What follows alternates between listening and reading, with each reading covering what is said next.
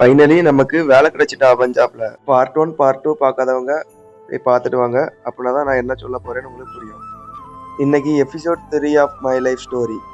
இன்னைக்கு என்ன பார்க்க போறோம்னா, நான் பஞ்சாப்ல எனக்கு வேலை எப்படி கிடைச்சி, அங்க நான் என்னெல்லாம் பண்ணேன், எத்தனை மாசம் இருந்தேன், அதை பத்தி தான் இந்த வீடியோல சொல்ல போறேன். கரெக்டா ஆகஸ்ட் 18 ஹச்ஆர்லேருந்து ஒரு கால். நானும் அட்டன் பண்ணி பார்க்குறேன். அட்டன் பண்ணா நாளைக்கு உங்களுக்கு இன்டர்வியூங்காக, நீங்க அவைலபிள் தானே அப்படின்னு சொன்னாங்க. நானும் ஓகே நான் அவைலபிள் தான் அப்படின்னு சொல்லியாச்சு. அடுத்த நாள் இன்டர்வியூ நடந்த 2 நாள் கழிச்சு கால் வரும். நீங்கள் செலக்ட் ஆகிட்டீங்க, செப்டம்பர் 1ஆம் தேதிக்குள்ளே நீங்கள் ஜாயின் பண்ணியிருக்கணும் அப்படின்னு சொல்லிட்டாங்க. அதுக்கப்புறம் நான் ட்ரெயின் டிக்கெட்டை செக் பண்ணி பார்த்துட்டு, ஆகஸ்ட் 29 திருவனந்தபுரத்துலேருந்து நியூ டெல்லி ஒரு ட்ரெயின் இருந்துச்சு. அடுத்து நியூ டெல்லியிலேருந்து ஓல்டு டெல்லி இன்னொரு ட்ரெயின் பிடிச்சி ஓல்டு டெல்லியிலேருந்து ராமன் மண்டி பஞ்சாபுக்கு போகணும். அதில் தான் ஒரு பெரிய ட்விஸ்டே இருந்துச்சு. என்ன ட்விஸ்ட்னா, திருவனந்தபுரத்துலேருந்து நியூ டெல்லி போகிறதுக்கே 50 மணி நேரம் ட்ராவல். அடுத்தது நியூ டெல்லியிலேருந்து ஓல்டு டெல்லிக்கு 1/2 மணி நேரம் ட்ராவல் தான். ட்விஸ்டே ஓல்டு டெல்லியில் தான் இருந்துச்சு. ஏன்னா அந்த ட்ரெயினில் உள்ள டைமிங்கை பார்த்தா நைட்டு 9:30க்கு நியூ டெல்லி போயிடும், 10 மணி 10:30க்குள்ளே ஓல்டு டெல்லிக்கு ரீச் ஆயிரும் நாங்கள்.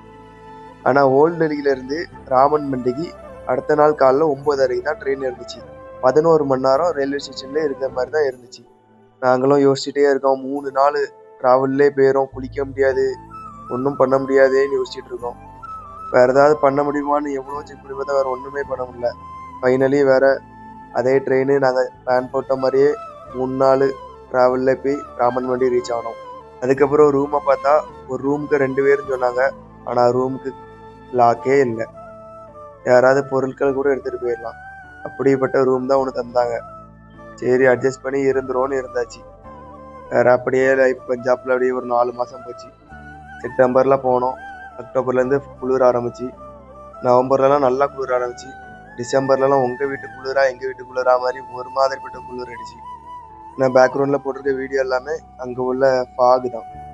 டிசம்பர்லலாம் குளிர் தவிர்த்துட்டு எங்கள் கம்பெனி ஜாக்கெட்டும் தரல. நாங்கள் தான் ஜாக்கெட்டு எல்லாமே நாங்கள் தான் வாங்கணும், ஒன்றுமே ப்ரொவைட் பண்ணல. ரூமில் பிளாங்கெட் கூட தரல, எல்லாமே நாங்கள் தான் வாங்கி அப்படி 4 மாதம் அங்கே ஒர்க் பண்ணேன். அங்கே ஒர்க் பண்ணணும் தான் நானும் யோசித்தேன். வீட்டில் சொன்னது கரெக்டு தான்.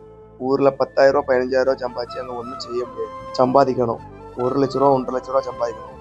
ஆனால் ஆயில் அண்ட் கேஸ்லேருந்து சம்பாதிக்கணும். சொந்த ஊரில் என் சொந்த பிஸ்னஸில் சம்பாதிக்கணும்னு அன்னைக்கு முடிவு பண்ணேன். நான் எங்கள் வீட்டில் உள்ளவே பேச்சை கேட்காம ஊர்லேயே இருந்திருந்தேன்னா என் பிஸ்னஸ் என்னால் டெவலப் பண்ணியிருக்க முடியாது. டெவலப்னா நான் இருந்து என் ஃபுல் எஃபர்ட்டை போட்டுருக்கலாம். ஆனால் இந்த காலத்தில் நம்ம எவ்வளோ தான் எஃபர்ட் போட்டாலும் மணிங்கிறது ஒன்று ப்ராப்ளமாக தான் வந்து நிற்கும். அதுக்கு ஒரு சின்ன எக்ஸாம்பிளோடய நாளைக்கு ஒரு வீடியோவில் உங்களை சந்திக்கிறேன்.